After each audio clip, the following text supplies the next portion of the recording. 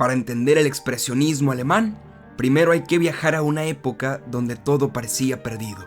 Estamos en Alemania, después de 1918.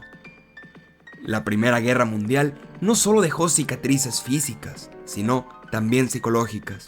El país estaba destrozado, la economía en ruinas y el pueblo humillado por el Tratado de Versalles y una incertidumbre que lo envolvía todo. En este clima de desesperación, la gente buscaba explicaciones. ¿Cómo se reconstruye un mundo cuando ya no confías en él? Mientras algunos buscaban respuestas en la política, los artistas alemanes miraron hacia adentro, hacia las profundidades de la mente humana. Era un momento para explorar no solo lo que se miraba, sino lo que se sentía. Y el cine se convirtió en el vehículo perfecto para plasmar estas ansiedades colectivas. Aunque solemos asociar el expresionismo con películas como Nosferatu o El gabinete del Dr. Caligari, sus raíces vienen de otros lugares. A principios del siglo XX, movimientos artísticos como el de los expresionistas en pintura y teatro ya estaban rompiendo con las normas tradicionales. Artistas como Edvard Munch, con su famosa obra El Grito, o los grupos alemanes como Die Brücke y Der Blaue Reiter, pintaban mundos donde las emociones dominaban sobre la realidad. Sus cuadros estaban llenos de formas distorsionadas, colores agresivos y una energía desbordada que hablaba de un mundo en crisis. En el teatro, directores como Max Reinhardt jugaban con escenarios minimalistas, luces dramáticas y actuaciones que rozaban la histeria. El cine, por supuesto, no tardó en tomar estas influencias. La pregunta era, ¿cómo trasladar esa intensidad a la pantalla? En este punto entra en escena la industria cinematográfica alemana. Después de la guerra, Alemania estaba económicamente aislada. No podían permitirse importar grandes producciones de Hollywood ni invertir en sets fastuosos. Pero donde otros veían limitaciones, los cineastas vieron una oportunidad. El cine expresionista nació de la necesidad de hacer más con menos. No hay presupuesto para sets, se pintan decorados a mano, creando paisajes imposibles que parecen sacados de una mente atormentada. No hay recursos para efectos especiales. La iluminación extrema, los ángulos imposibles y las sombras se convirtieron en el alma del género. Todo era parte de una estética que abrazaba la artificialidad como una virtud. Esto no solo era un ingenioso recurso económico, era también una declaración artística. El mundo real estaba roto, entonces, ¿por qué intentar replicarlo? Mejor mostrarlo como lo que era, un reflejo distorsionado de los miedos, las obsesiones y la locura humana. El primer gran ejemplo del expresionismo alemán y ya mencionado es El gabinete del Dr. Caligari en 1920, dirigida por Robert Wayne.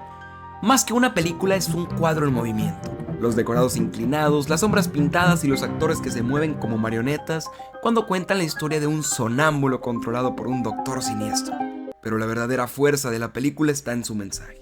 ¿Qué tan lejos pueden llegar las figuras de autoridad para manipularlos? En una Alemania que había sido arrastrada a la guerra por sus líderes, la pregunta no podía ser más pertinente. Luego llegó Nosferatu en 1922 de F.W. Murnau, una adaptación no oficial de Drácula. Aquí, el vampiro no es un seductor elegante, sino una criatura que encarna la peste y la muerte. El uso de las sombras en esta película es legendario.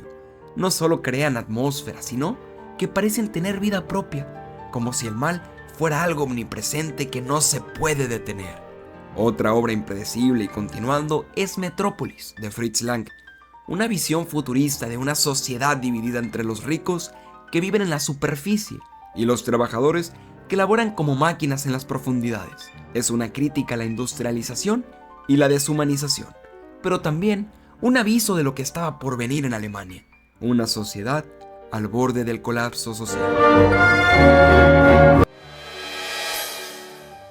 El expresionismo no era solo un estilo visual, era una manera de abordar temas profundos. El miedo era uno de ellos, pero no el miedo visceral de los monstruos que saltan en la pantalla, sino el miedo existencial.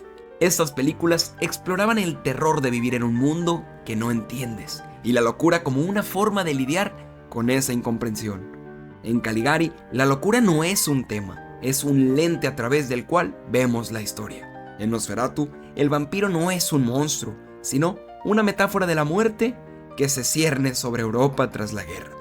Y continuando, en Metrópolis las máquinas no son herramientas, son símbolos de una industrialización que devora a los seres humanos. Aunque este movimiento tuvo su auge en los años 20, su influencia sigue viva. Cuando ves Las sombras del ciudadano Kane, el terror psicológico de Hitchcock o el estilo gótico de Tim Burton, estás viendo los ecos de este movimiento. Incluso el cine moderno, con sus mundos distópicos y personajes atormentados, le debe mucho al expresionismo. Sin embargo, hay algo trágico en su historia. A medida que el nazismo se levantaba en Alemania, muchos de los artistas que definieron este movimiento tuvieron que huir, llevando su talento a Hollywood. Allí, ayudaron a dar forma al cine noir y al terror moderno, pero el expresionismo como tal nunca volvió a ser lo mismo. Podemos concluir con que el expresionismo fue el reflejo de una época en la que el mundo se tambaleaba. Nació de una crisis y prosperó en una adversidad, aún así dejando un legado que sigue inspirando a generaciones de cineastas. Al ver sus películas en la actualidad, no solo miramos obras de arte, miramos las sombras de la humanidad proyectadas en la pantalla.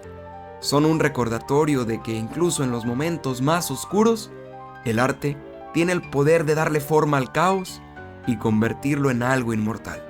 Muchas gracias por ver este video y te invito a ver los otros videos que he subido. Me ayudaría muchísimo tu like y no te olvides de compartirlo. Hasta la próxima.